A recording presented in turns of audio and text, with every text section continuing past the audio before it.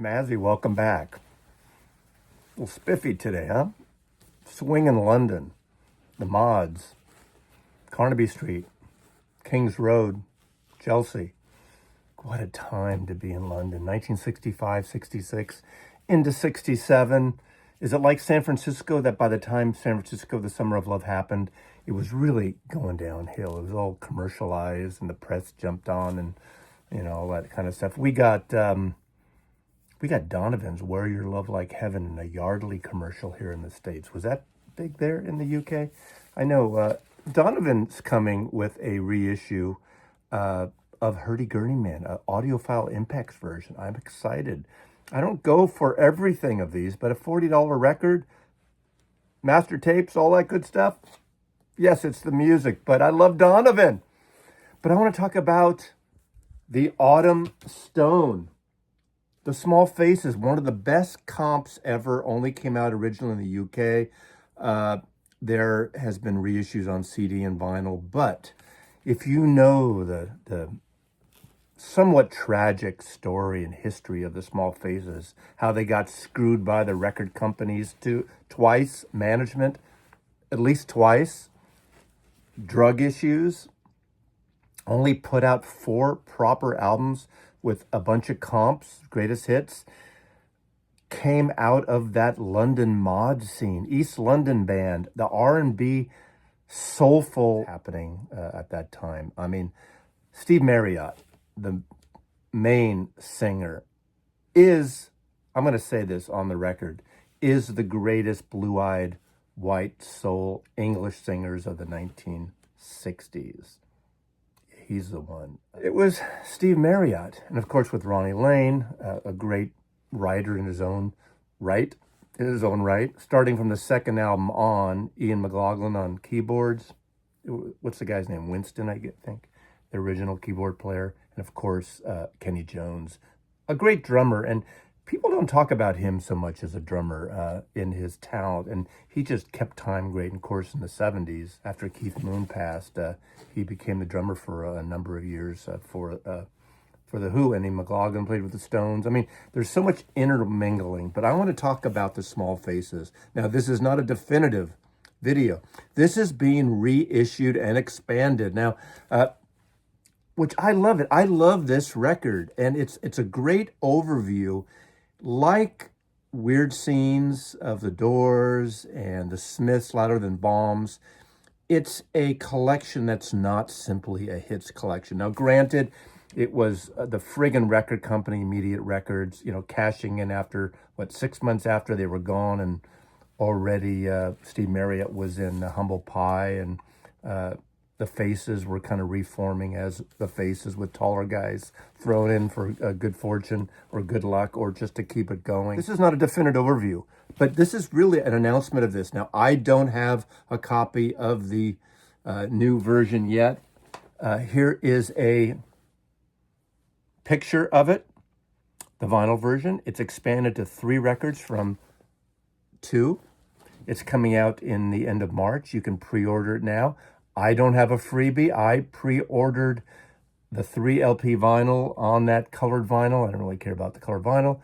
Now, this is a project that Kenny Jones has been working on. In fact, there was a thread when I first heard about this, going back to 2017 on the Hoffman forums. In a minute, the Autumn Stone coming out expanded. So how many years ago is that? 5, 6, 7, 8 years? And it's finally coming out. There is a CD version, so you can get the CD version to kick off the 60th anniversary celebration of Immediate Records. Now, why are we celebrating Immediate Records? A record label created by Andrew Loog Oldham, for the most part, after the Stones kind of pushed him aside. I think he had sort of substance issues, but I don't want to, call anyone out. Go watch the plentiful YouTube videos, documentaries, read the biographies on Immediate Records. There's one on Steve Marriott. There's a lot of stuff out there that you can decide for yourself and read what happened. Basically, they didn't pay royalties to most of their artists. The Small Faces were probably the group, the hit-making group they had on Immediate Records. It was like that, one of the first indie labels in the UK. They had the Nice. They got screwed. They had Chris Farlow, who never really made it in the States here. And they kind of messed up, unfortunately. And they put out several comps. In fact, this Autumn Stone was the second of two comps created at the end of their tenure with Immediate as they split up. It came around in 1965, again, East Londoners, and they were really an R&B band. And that soulful voice, oh my God. In fact, the first album, which I don't have their first UK record. Now, coming from an American's point of view, we didn't have those records. You had to get an import. They weren't big here. They had one friggin' hit here with Ichigu Park, the only hit in America. And that album didn't even come out right away. And when it came out, it was a different configuration. Actually, I'll get to that and I'll show you that record. It was the better version, better than the British version, because it had the three great singles of that year. 1967, three friggin' great singles. Some would argue they liked their more R&B stuff earlier on. But what a great rock and roll, rock and soul band. So what's great about this record, this has the hits of the Decca stuff, the early R&B rock stuff, that really wonderful, tight, really cool stuff. It has when they were kind of seeping into psychedelic pop on here. There's 3 tracks live from Newcastle, I believe, on here, which they're really good. The sound is that kind of Got Live If You Want It, the Stones, with all that screaming. I think it's real screaming, but that kind of wrecked that period when they were really getting famous and a poppy group and all the screaming girls. They had basically a Beatlemania a couple of years later than Beatlemania. They had Small Faces Mania. Why were they called the Small Faces? Because they're literally all had small faces and were about under 5'6" each. And it stuck. Of course, later they would drop the small, go with Faces, and add Rod Stewart and Ronnie Wood, and became a great band in their own right. A whole different thing. I'm not going to get into those records. But the Autumn Stone, this comp is actually really a wonderful comp because it doesn't go in chronological order. I love that when in this type of thing, it mixes up so you don't know what's going to come next when you first listen. Like when you used to shuffle those CD players and had to go random order. I used to love doing that. But it opens up with one of their 2 big drug song hits of 1967, Here Comes the Nice. Obviously, there were drug issues going on, and this is about their dealer, and what a great kind of soulful pop song that is. It goes into the Autumn Stone. The Autumn Stone on here, which is named after, was an unreleased song at the time of this. It's beautiful. It's more of this folk rock thing that builds. There's like a flute solo on it. It's got a really great late 60s vibe. I just love that. I think it's from 1968, part of their, there's some songs on here that would have been on their next album. There are singles on here. This has most of the A and B sides of the singles mixed in with those only three live tracks. And it is so good. I'm not going to go through every song on here. Some of these were things taken from Nut Gone Flake on here. All or Nothing. Now, All or Nothing is a very favorite of mine and was their first #1 single in the UK. Maybe their only #1 single, as I recall. But what's interesting about that, listen to that. Go listen to it. And you tell me what song you hear at the beginning, what it sounds like. Now, I don't call this stealing from another artist, but 3 months prior to this, the Beatles song Rain has that electric guitar sound with that great drum beat. Of course, Ringo's favorite drums. Now, Kenny Jones doesn't do the same kind of fills in Rain, but it's that kind of recording where the snare is really up there, up front, like in Rain, and the guitar thing. But of course, the melody in the full song is nothing like Rain, but it just has that vibe. 3 months after it in 1966, and I just love that song, one of my favorite songs. And it ends, again, I'm going out of order because I'm going in the order of this record. That's what's great about the mix. This is one of the great Small Faces mixtape, if you will.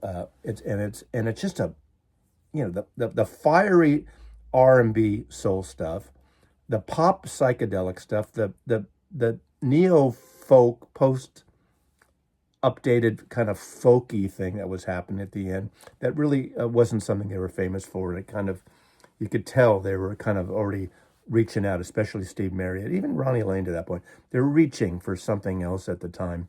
But Lazy Sunday Afternoon, Lazy Sunday is called. And that's where Steve Marriott goes full Cockney. And he just, instead of singing like an American black blues artist like he did in the early years, the early couple of years, he gets all full Cockney on us. And that's from Net Gone Flake. And I didn't know at the time that apparently in the early 60s, he played in the West End and he played the Artful Dodger. And it's exactly that kind of music hall song from Broadway musicals or West End musicals. And he pulls it off. It's that thing that McCartney did a lot with the Beatles, with Your Mother Should Know and Honey Pie, and getting into the retro thing. Remember, this is the generation. These guys are, a few years younger than the Beatles at the time, probably 5 years younger or so, maybe a little more. They grew up with that music in their families and around in the pubs. That was a popular thing. Cross-pollinate here. That's my thing. This is their first album for Immediate Records, and it's the second album in a row just titled Small Faces, self-titled Small Faces. Decca originally, a bunch of singles, one proper album, then a comp, and then they go to Immediate Records. Now, they got screwed initially with Decca too, not with the label so much, but their manager, Don Arden, who signed them and got them the deal, he was one of those types that took money and put them on a weekly salary, bought them some clothes, gave them an account at the Carnaby Street shops. And they were, again, they were like the epitome of the perfect looking mod band of the mid-1960s swing in London.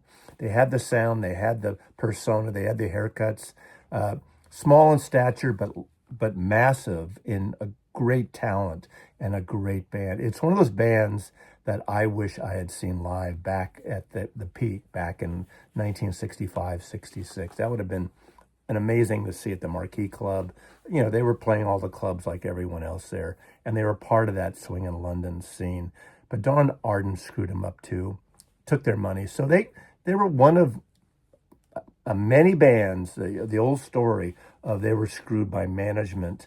And, the rest is history. But we still have this great music. And luckily, Kenny Jones here, who really put this record together, did a great job and is keeping the flame alive for the rest of the estate. Now, I'm going to put a link below. Again, this is just me promoting it. I haven't gotten any promos from the label or anything. And I did pre-order the 3 LP vinyl version. It's about 85 pounds plus 25 pounds shipping.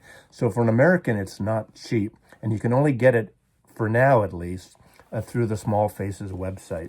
They're from Analog Tapes. Now, the way they have it, I don't know if it's analog to digital or anything. And I haven't heard it. I don't know how it compares to the original UK version. This actually sounds really good. There are a couple of tracks that are like the live tracks that, are different, not subpar, but just not as dynamic as the rest of the album. This album is a killer record. I highly recommend you finding a version one way or another.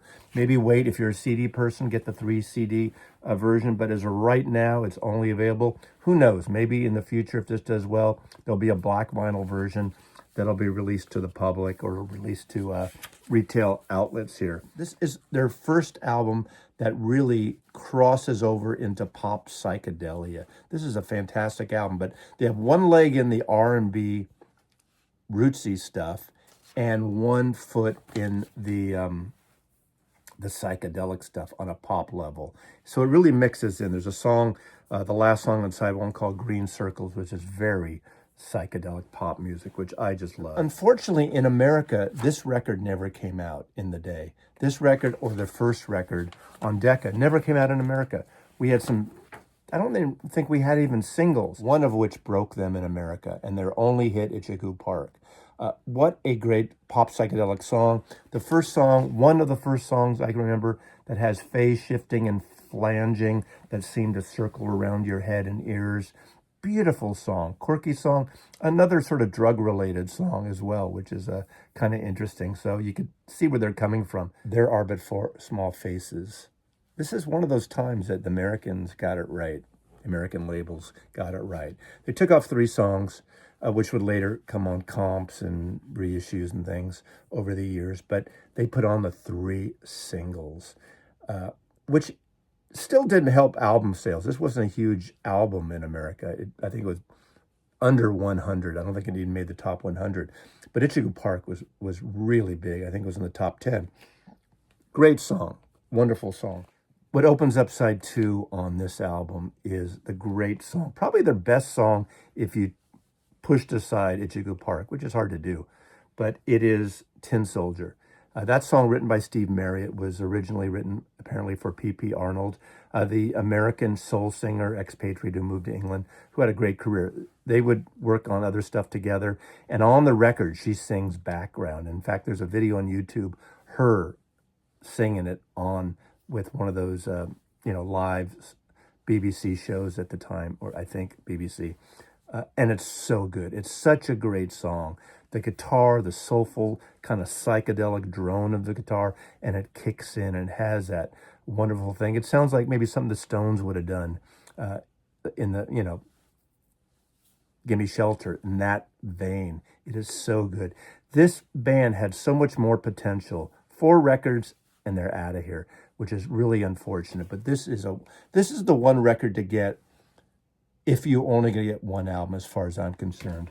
But again, this might be the better choice, especially if this new one is as good as we hope it is, or I hope it is. The other thing I got to show is 1968. Their biggest selling album in the UK. Didn't do much here. Now, this is my 70s version of it. Smartly, APCO, who owned the rights after they acquired all this, put it in this sleeve so it would stay in the bins, stay nicely in the bins. This is how it came out in the UK in the shelves. I don't remember this coming out as a round album in America. Someone's going to tell me right away. It probably did. It's kind of a unusual package. It's based on the Tobacco Tin. And this is their biggest selling album in the UK. It was on the charts, #1 for, 5-6 weeks or something. And side 1 is all pop psychedelia. It has this opening, almost like the overture. It's almost like a concept album, sort of. It's one of those things like Pepper, where it's a concept, but not really. But it's more so on side 2. They wanted Spike Mulligan to do the narration for the fairy tale, but instead they got Stanley Unwin, who actually is great. It said gibbly, jobbly, googly. Basically, it's when I don't make sense or when I trip over my lips and gets dyslexic, he does it on purpose and does it beautifully. If you ever read John Lennon's In His Own Right, that kind of book where, and on one of the Christmas singles where John's doing this kind of weird kind of voice, it's right taken from that style. Lennon was really good at it, and it's kind of good, kind of confusing. It's a very British album. I could totally see why this wasn't big here, but it has, Lazy Sunday ends side 1 on this record, and it's such a great song, but there are a lot of great hooks on this record. It's a fantastic record. I don't think it's as good as There Are But Four Small Faces as an album proper, but it's an important record in the catalog, and you have some things on here from that record. You have some outtakes. You have an interesting song, which I had never heard until I got this comp years ago. And that is their last single, their last official single, called The Universal. It's such a it's kind of like if they put a single on the top 40 stations of Bruce Springsteen's Nebraska, recorded in his backyard on a small tape recorder. You're a dog barking sounds. It's kind of an unplugged demo tape is essentially what it is, but it's really kind of cool, kind of beautiful. I don't see it as a single. So here you have a little Small Faces love, and I'm excited about this expanded reissue that Kenny Jones has been working on for, a decade or so. It's amazing that they got the rights back, found the tapes. So in closing, here's some of the specs. The vinyl package is limited to 3,000 numbered copies, at least of this colored vinyl. It doesn't say that, but I'm throwing that in there. 750 of which are signed by Kenny Jones and Jared Mankiewicz, who's one of the photographers. Both vinyl editions are available to pre-order exclusively at the Small Faces website. Original artwork, previously unseen photos by the Small Faces, and a 68-page hardback book containing detailed sleeve notes and track-by-track recording information, illustrated with rare memorabilia. Box set boasts gold foil lettering with the band's name finally restored to the front cover. Because remember, it doesn't say Small Faces here. How are you going to know what the fuck this is? You get it on the back. You look on the back, Small Faces. There you go. Including stripped down acoustic mixes and live tracks. You know, based on the acoustic side, that later side of 68, things that would have been on a fifth record, I'm kind of excited. I'm sure some of you Small Faces freaks who know everything, much more than I do, about the Small Faces, have been reading for 8 years, that long-winded, it's coming next week, next month, thread on this album, would know more than I do and know where all these songs are from and where they're about. This is newly mastered by Nick Robbins, rare versions of songs. There's also a 3 CD version, again for now only available at the Small Faces store, and all tracks are stereo and mono depending on the sources. I assume obviously it's the Decca tracks mostly, which are mono, and of course the later immediate tracks. Now, even though this was 85 pounds and 25 pounds shipping, sure, I would like to get it locally, and that's a lot, but I want to support the artist directly, and all the power to the estate and Kenny Jones for doing this. I've put my money to support them directly. Again, for right now, these aren't distributed through stores or other outlets or through major labels. I'm looking forward to it. Coming at the end of March, the Small Faces, the Autumn Stone, a fantastic record. One of the great bands of the 1960s, especially in London. We had them here, and fans of this period of music. Now, you know who I equate them with? The closest I can think of for American bands who had a lot of hits here. I'm not sure if they had hits in the UK as much, but the Young Rascals. Because the Young Rascals with Felix Cavallari had that great blue-eyed soulful voice. He had great soul songs in the beginning, really wonderful songs. The Young Rascals, they merged from that soulfulness, hit singles like Good Lovin' and stuff, into the kind of poppy psychedelic stuff of Groovin', that album there. There's a certain parallel thing from my point of view. I love the Young Rascals, especially that Groovin' album, and I love But We Are Four Small Faces, and of course the Autumn Stones. Thanks for watching. Mazzy loves you.